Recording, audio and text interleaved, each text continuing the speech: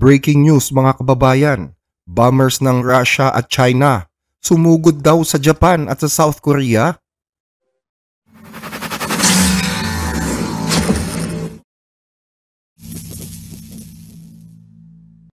Malamig na gabi ng Martes sa bansang Japan, December 9. Biglang nag-ingay ang mga radar screen ng Japan Air Force nang masagap nito ang pagpasok ng mga hindi kilalang aircraft na mabilis na pumasok sa himpapawid na sakop ng bansang Japan. Dahil sa alarma, mabilis na nagpalipad ang Japan ng mga jet fighters para salubungin ang mga hindi kilalang eroplano na ito na dumaan sa kanilang airspace. In East Asia, tensions remain high. Chinese jets are circling the region, Russian aircraft are right behind them, and Japan is on target. Base sa report, ang mga nasabing aircraft ay binubuo ng dalawang Russian Tu-95, mga higanting sasakyang panghimpapawid ng Russia na pawang mga nuclear-capable bombers. Dumaan ang mga ito sa dagat ng Japan para dumiretso sa East China Sea, kung saan naghihintay naman ang dalawa pang H-6 bombers na pag-aari naman ng China. Magkakasamang lilipad ang mga nasabing bombers para magsagawa ng long-distance joint flight sa dagat Pasifiko na e-eskorta naman ng 4 na Chinese J-16 jet fighters. Mag-iikot ang mga sasakyang panghimpapawid na ito sa airspace na nasa pagitan ng isla ng Okinawa at Miyako Island sa Japan, mga airspace na itinuturing na international waters. Maliban dito, nasagap din ng Japan ang sabay-sabay na paglipad ng dalawang Su-30 fighter jets at isang A-50 early warning aircraft na lahat ay pag-aari din ng Russia. Dahil sa ginawang ito ng China at Russia, agad na nag-post sa kanyang social media account ang Defense Minister ng Japan na si Shinjiro Koizumi at sinabi niya na ang ginawa ng dalawang bansa ay para talaga ipakita sa Japan ang kanilang puwersa. Mga aksyon na ayon kay Koizumi ay maituturing na banta sa kanilang national security. Sinasabing tumagal daw ng 8 oras ang magkasanib na paglipad ng mga eroplanong Ruso at Chino. Samantala ng araw ding yon, 7 Russian airplane at 2 Chinese planes din ang pumasok naman sa air defense zone ng South Korea bandang alas 10 ng umaga sa kanilang bansa. Chinese and Russian warplanes flew close to South Korea's airspace. South Korea scrambled its jets. Thankfully, there was no escalation. Observers say both events are linked to Taiwan. Batay sa report, ilang beses umanong naglabas-masok sa defense zone ng South Korea ang mga eroplanong ito bago ito tuluyang umalis makalipas ang 1 oras. Ayon sa Joint Chief of Staff ng South Korea, na-detect ng aming militar ang mga sasakyang panghimpapawid ng China at Russia bago pa man sila makapasok sa Korea Air Defense Identification Zone at nag-deploy tayo ng mga fighter jets ng Air Force para magsagawa ng tactical na hakbang bilang paghahanda sa anumang posibleng pangyayari. Kung matatandaan, ganito din ang ginawa ng Russia at China noong 1 buwan sa South Korea na naging dahilan din ng biglang paglipad ng mga jets ng South Korean Air Force. Pero maliban sa mga delikadong hakbang na ito na ginawa ng pinagsanib na puwersa ng China at Russia, isa pang nakakatakot na aksyon ang ginawa ng China laban sa Japan noong Linggo.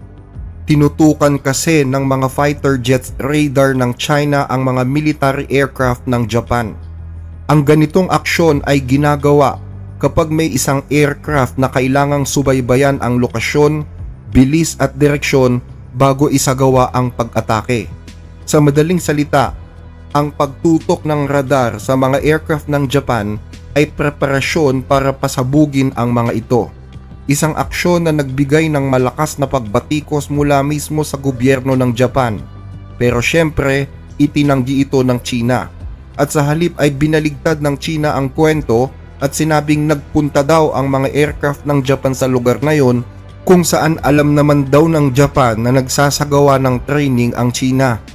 Dagdag pa ng China, nandun daw ang mga aircraft ng Japan para manggulo sa kanilang drill. At gaya ng China, itinanggi din ito ng Japan. Nangyari ang insidente ng panunutok malapit sa Okinawa Island. Ayon sa punong ministro ng Japan, sobra na ang ganitong aksyon at masyado nang mapanganib. Kaya naman naghain na sila ng diplomatic protest tungkol dito.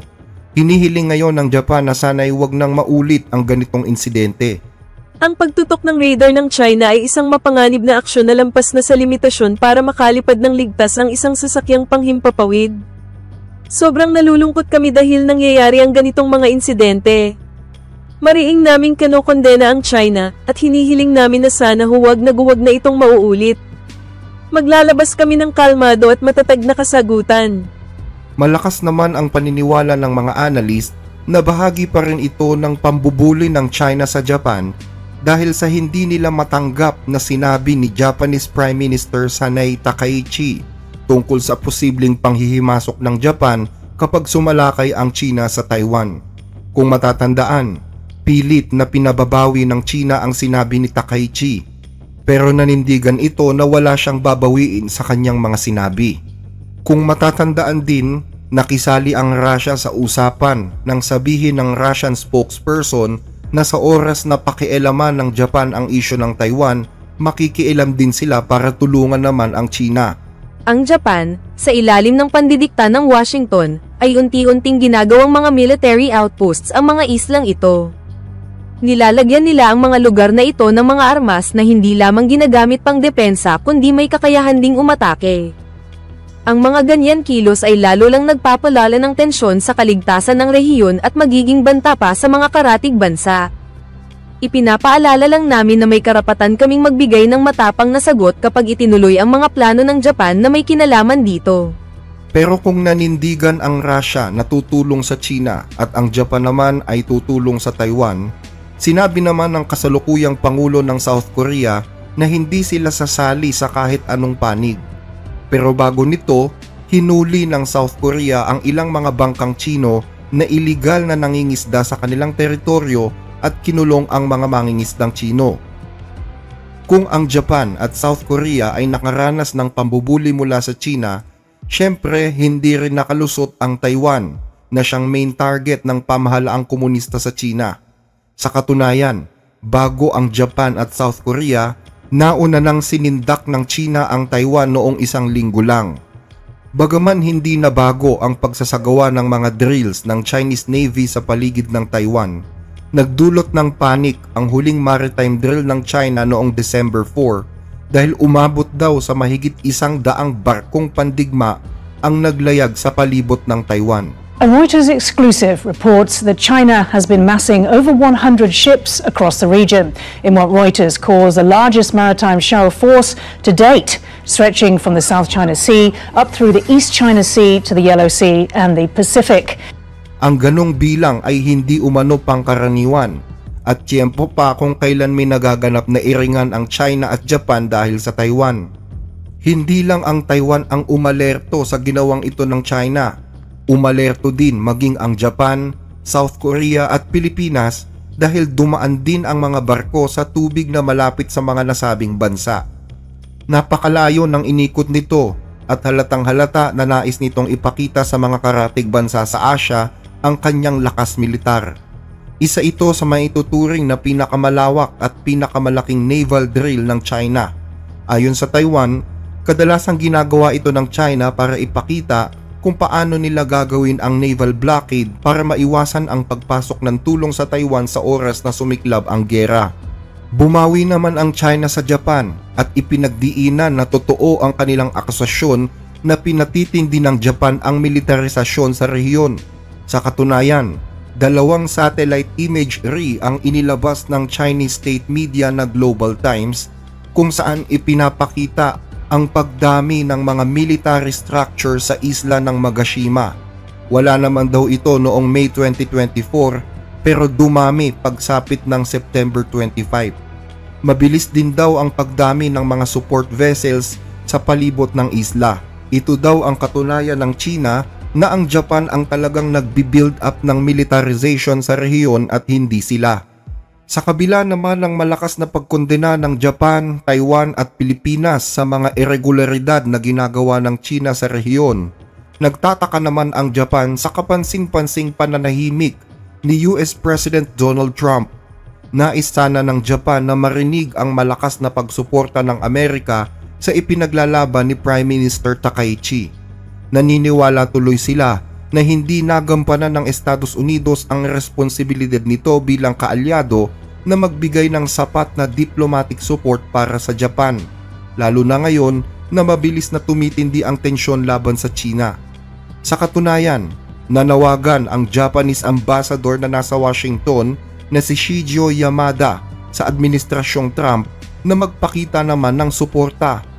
Bilang tugon, naglabas din ng opisyal na pahayag ang White House na bumabati ko sa ginagawa ng China, lalo na ang panunutok ng radar sa military aircraft ng Japan.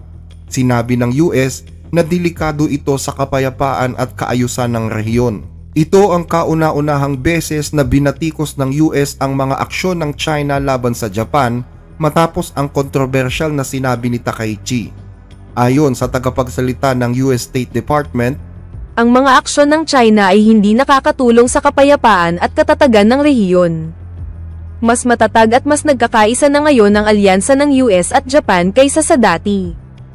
Ang aming responsibilidad sa aming kaalyadong Japan ay matibay, at kami ay mahigpit na nakikipag-ugnayan sa kanila tungkol sa problemang ito at sa iba pang mga issue. Isang mensahe ito na malugod namang ikinatuwa ng Japan.